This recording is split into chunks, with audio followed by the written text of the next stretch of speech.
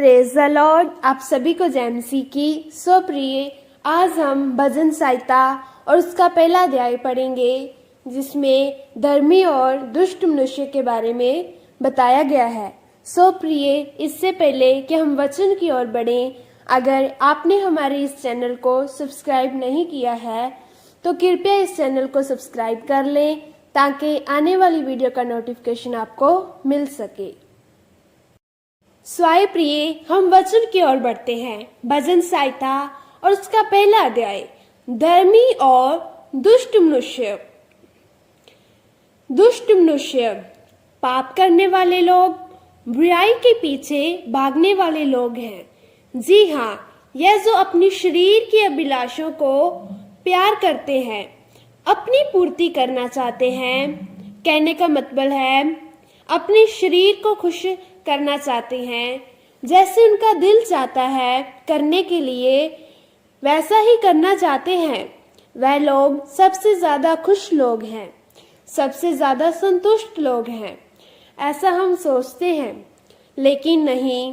परमेश्वर का कलाम हमें भजन संहिता पहले अध्याय में यह सिखाता है, उनके पास आनंद हो सकता है, थोड़ी देर के लिए खुशी हो सकती है, लेकिन उनके पास सच्ची संतुष्टि नहीं है।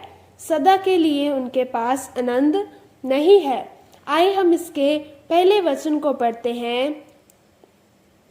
क्या ही धन्य है वह पुरुष जो दुष्टों की युक्ति पर नहीं चलता। धन्य, इसका अर्थ है खुश नसीब।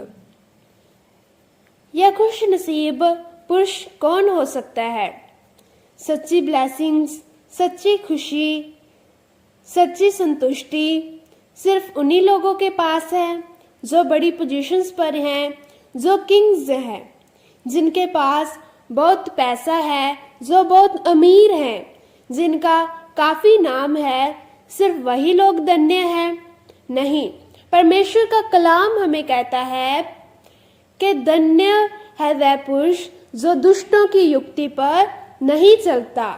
वह धन्य पुरुष अमीर भी हो सकता है और वह धन्य पुरुष गरीब भी हो सकता है, लेकिन डिफरेंस क्या है कि इंसान वह धन्य है जो दुष्टों की युक्ति पर नहीं चलता, वो दुष्टों के एडवाइस पर नहीं चलता। सबसे पहली बात, जो धन्य पुरुष है उसे पता है कि यह जो एडवाइस है यह दुष्टों की ओर से है। वो यह बात समझ सकता है कि यह एडवाइस दुष्ट की ओर से आ रही है। वो डिसाइड करता है कि उसको उस एडवाइस पर चलना है या नहीं। आइए हम आगे देखते हैं। और ना पापियों के राह में खड़ा होता, ना ठट्ठा करने वालों की मंडली में बैठता है।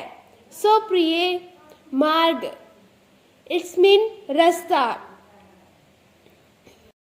तो ये पापी जो लोग हैं, जो परमेश्वर से नफरत करते हैं, पापियों का यह रास्ता जिस पर वह चलते हैं। लेकिन जो धन्य पुरुष है वह पाप के मार्ग में बिल्कुल भी नहीं जाता, क्योंकि धर्मियों का मार्ग अलग है और पापियों का मार्ग अलग है। यह जो धन्य पुरुष है, धर्मी पुरुष है, वो पापियों के रास्ते पर नहीं चलता, ना मजाक करने वालों की मंडली में बैठता है। वह उन लोगों से दूरी बनाकर रखता है, वह उन लोगों से दूर रहता है। आइए हम इसके दूसरे वचन को पढ़ते हैं। परंतु वह तो यहोवा की व्यवस्था में प्रसन्न रहता। जो यहोवा की व्यवस्था में प्रसन्न रहता है, उसका आनंद दूसरों के मार्ग से नहीं, दुष्टों के द्वारा नहीं, जो मजाक बनाते हैं उससे नहीं है। उसका आनंद परमेश्वर के वचन से है। परमेश्वर का वचन उसके लिए ढाल है, उसकी तसल्ली है, उसके आनंद होने का सबसे बड़ा कारण है। वह हर बार परमेश्वर के वचनों में जाएगा अपने आनंद को ढूंढने के लिए। उसको पता है कि अगर मैं निराश हूं तो मुझे तसल्ली कहाँ मिलेगी? मुझे तसल्ली परमेश्वर की बातों से मिलेगी, परमेश्वर के इन वचनों से। तो इसलिए वह यहोवा की व्यवस्था में प्रसन्न रहता है और दिन रात उन्हीं के ऊपर ध्यान रखता है।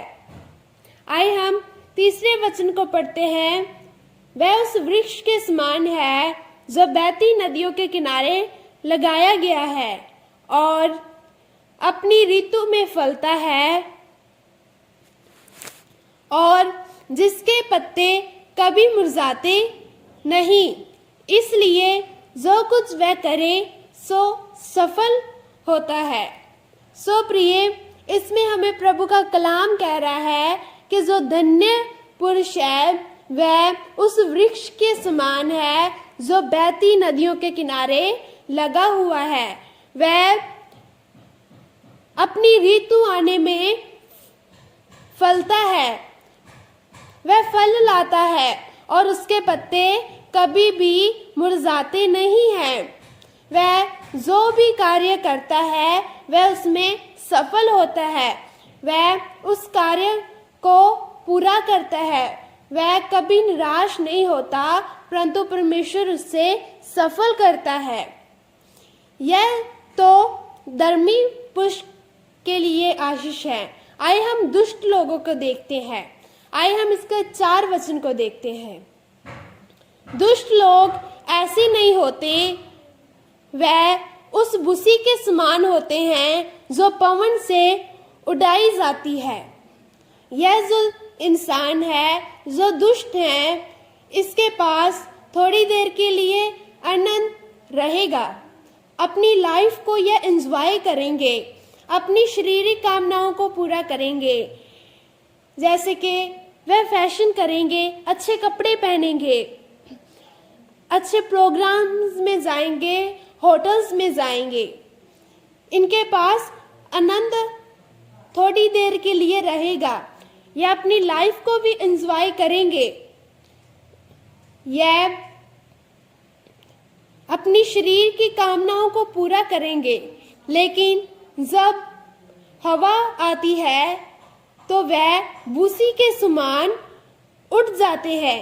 कहने का मतलब है जब उसकी जिंदगी में स्ट्रेस आएगा, जब सब कुछ उसे छोड़कर चला जाएगा, जब उसे इस सारी चीजों में संतुष्टि नहीं रहेगी, तब वह खत्म होगा।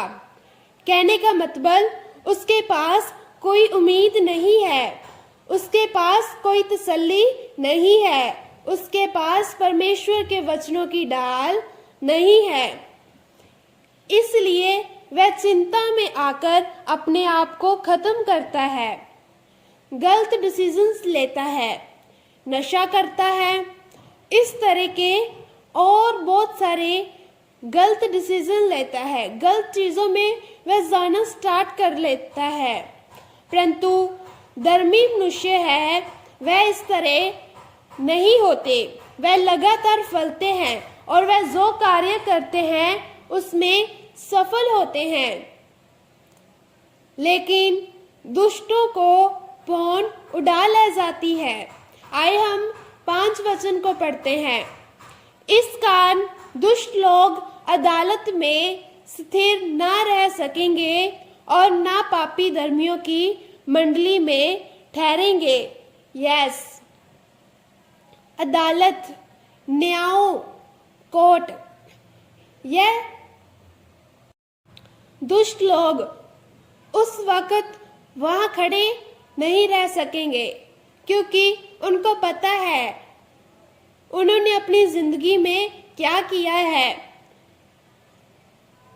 उनको पता है कि उन्होंने अपनी जिंदगी में सिर्फ तो सिर्फ फैशन ही किया है, अपने शरीर की कामनाओं को पूरा किया है, अपनी पूर्ति उन्होंने करनी चाहिए। उन्होंने परमेश्वर की व्यवस्था में ध्यान नहीं दिया है, इसलिए वह अदालत में खड़े तो होंगे परंतु वह रोएंगे, वह याद करेंगे कि उन्होंने अपनी जिंदगी में क्या किया है, परंतु उनको कुछ याद नहीं आएगा क्योंकि उन्होंने कुछ अच्छा कार्य किया ही नहीं। पापी धर्मियों की मंडली में नहीं ठहरेंगे। धर्मियों की मंडली कहाँ होगी?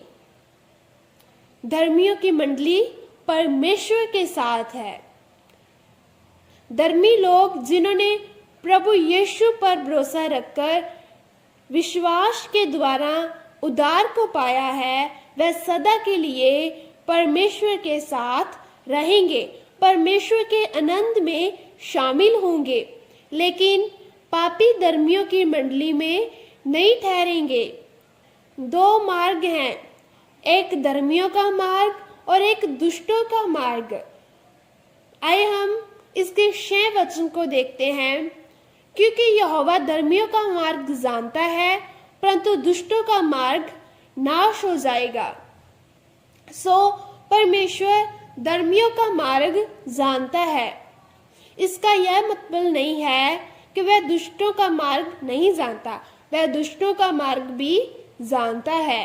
परमेश्वर को पता है कि कौन क्या कर रहा है, उससे कोई भी छिपा नहीं है।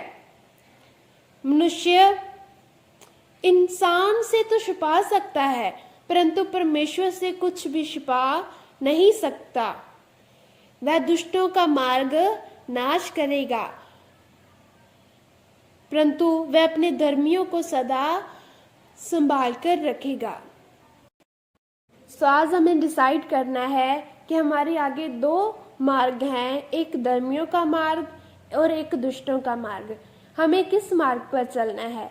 आज बहुत से लोग कह तो देते हैं हम धर्मी हैं परंतु वह परमेश्वर के हुक्मों की पालना नहीं करते।